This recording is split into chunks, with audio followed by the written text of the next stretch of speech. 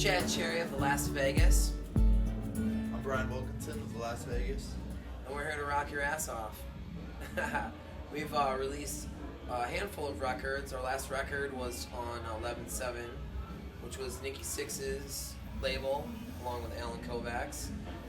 We just put out a brand new record called Bad Decisions on a label called Frostbite out of Canada, and we're currently touring on that, and we're promoting it, and we're going everywhere. And your single is Evil Eyes?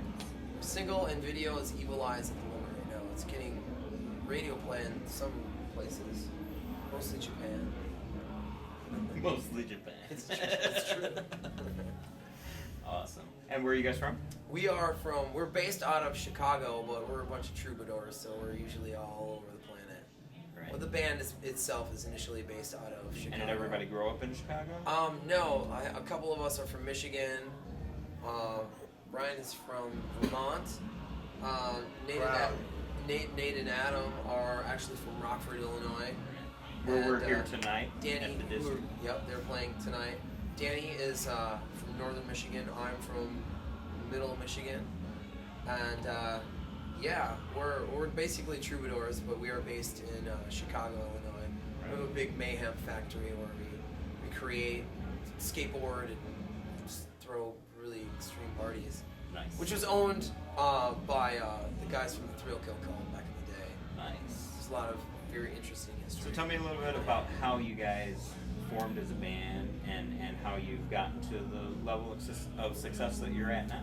Las Vegas were a band before I met them. I actually saw them at the Congress Theater, and they were playing a roller derby. I guess they were like the intermission at a roller derby. Windy City Rollers, I think was the name of them.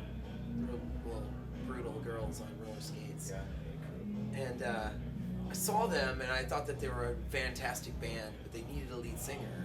And when I met them all, that's exactly what I told them. Long story short, they got me, and we started writing. We went in the studio, we did a record, and we went on a 7-week European tour. We hit the ground running, basically, with this band and myself. And we've been writing, we've been recording, we've been touring, and keeping on. Right. That's what we've been doing. And it's non-stop, and we're doing it right now.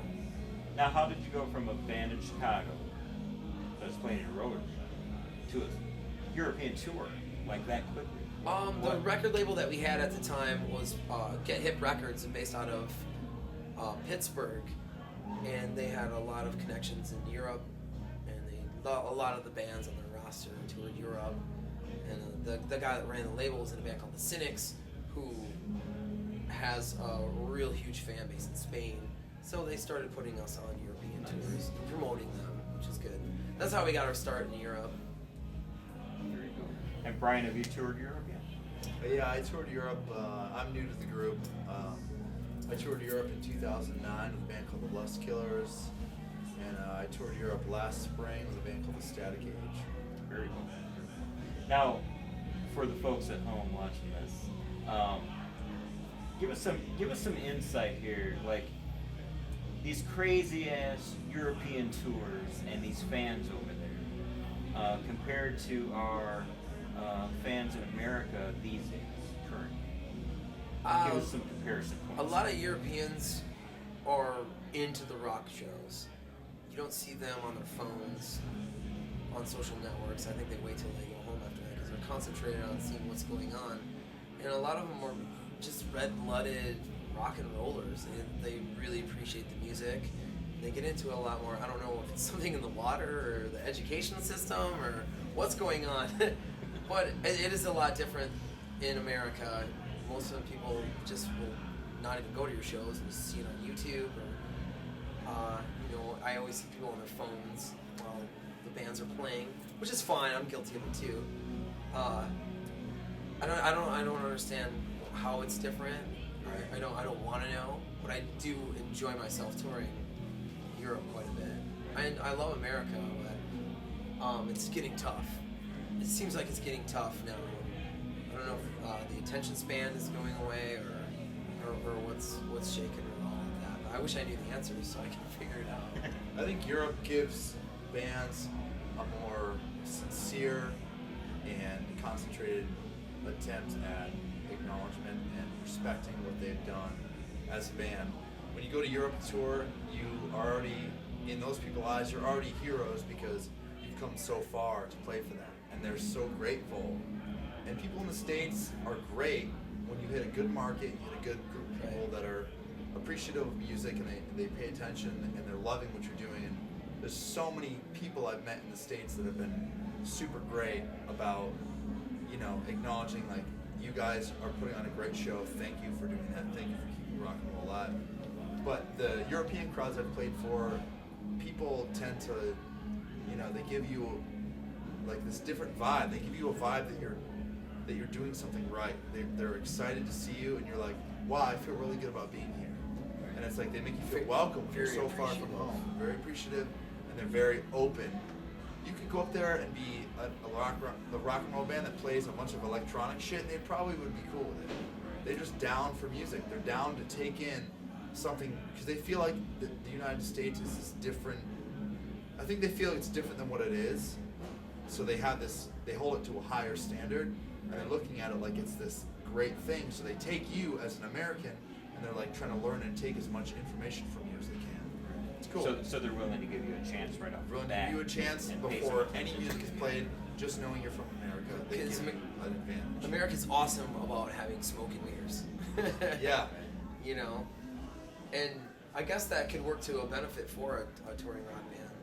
You know, I think if you have the good songs and the good music, they're gonna like you anyway, no matter what. And there's diehard fans in America, but to my experience and like the level that I'm at right now, I've never seen anything like touring Europe and how it is. It's just it's America's here, and like Europe is here. Is the level of promotion different No. at all? I mean, the band doesn't do anything differently than No, what they do I mean, here. But what about the promoters? Promoters are promoters. You have like shitty promoters, and you have top shelf promoters, people that really care about it. And obviously, the shows are going to be better when you have someone that's an A plus, like working for it, that really wants to get people to the shows and really cares about your music. Same as it is in the States. That's kind of a universal thing. It depends on the person. But I've been to Europe, and it amazes me that there's bands, you know, like ABBA, who were out in the huge in the '70s, and a song comes, they still play them on the radio, like on the major radio, you know, not just on the classic station, but on the current station. And everybody goes nuts, or they play them in the club, and it's like once an ABBA fan, always an ABBA fan. Sure. Right. And they tend to stick with their heroes. Right. Over there, from my viewpoint, you know, that's what I've seen. And you know, do you think that's different here in America? Do you think maybe that might be one of the problems? I think so. I think it could be, but you know, you have to go back to like, well, the songs are the songs, and if it's good, it's good. And I think a lot of like fans will get obsessed with what they really like, so they'll know everything about it. They'll know every They detail, hold on to it. and it's theirs. You know, it speaks to them, so they hold it really, really dear. Well, I think it used to be that way in America when we had albums, vinyl, and Right. we really, you know, before even MTV, Physical we copies. could get into reading the stories and Yeah. learning about them. I remember as a kid in the '70s really doing that. Yeah. And you know, it's different now for kids these days. It is different because everything is digital. You know, I used to sit around with headphones on, like, staring at the record, you know, and reading every little detail about it, which got me off. Now people don't really see the artwork, or you know, really get to read anything about it. They just listen to the songs and don't even know the songs. They just know whatever that's on their phone or their iPod or on their computer or whatever. It's just how everything's evolved, which is fine. I think promotion goes a long way. I think that, and I say this in a very unbiased way, that money goes a long way, where there's people, like, whether it's financial backing, there's record labels, there's investors, people that are putting money into bands, and there's so many more bands today than there was back when ABBA was first coming out and the new thing. But like there's money goes a long way in the fact that it buys you advertising space, it buys you sometimes buy-ons to tours, Right. It buys you recording to have better recording. It buys you to have better pressing of your recordings. Right. You know, it's all it's a nice money to hear game. Sweden being referenced, by the way. What? It's nice to hear Sweden being referenced. The Swede? Right? Yeah. Big ABBA fan, Adam Arley. That was Adam Marley. Yeah. It's his birthday today. Have rules, man. But Nate, yeah, I Nate's think- in the background I here. think Now that Nate's trying to get involved. I think that's a Well, very comment. important thing to think about today, and the magic of what was rock and roll, and the magic of what was revolutionary back in our formative days as a country, especially the United States and the world, is money talks a lot more these days than revolution, because revolution is what made what's making money today, because bands that have seen that revolution take it and bring it to another level. Right. And Marilyn Manson said in a great way, he goes, you know, there's people that take influences and wear them on their sleeve, and they're proud to announce and proud to like proclaim that, you know, this person is an influence to me. But then there's other artists that go out and are blatantly ripping off other artists and just claim it's their own when they're not even paying homage to the people that made them who they are. Right. Now you said something interesting at the beginning of that about there being less bands back then. But really, I mean, do you think it was less bands total or less bands in the spotlight? Well, Like, it's a and people having access to less bands. people having access to bands is definitely grown since back in, you know, the 80s or even the early 90s. I mean, the internet has done a huge thing for music, has done a huge thing for exposure. YouTube. It's also made YouTube has made a very I love it because you can find any song you want to listen to. You know, Exactly. it's very accessible. And But you at get the same sucked in. time, you know, I was out with a great better than MTV. yeah. I was out with a great band called Face to Face last year, and those guys, every night, Trevor would be like, the singer would be like, I'm sure you guys have been watching the YouTube videos from this tour, so you know what I'm going to say. You know, bands that are using the internet, you know, saying like, To their advantage. you know what's going on because it's already on the internet. But I think the internet has made everything very accessible, so people don't hold bands to the standard that they used to and make them as special. They're not as special. Nothing's a mystery anymore. No. It's all out there for everybody to see. Yep. Which is good in some ways, where it It- propels a band to people.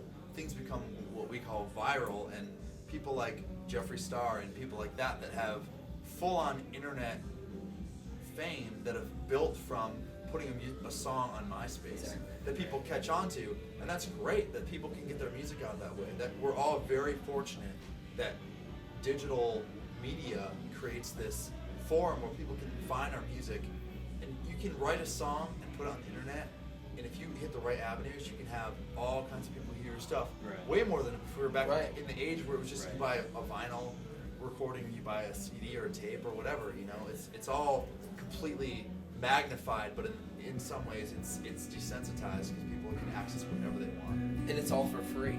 Yeah.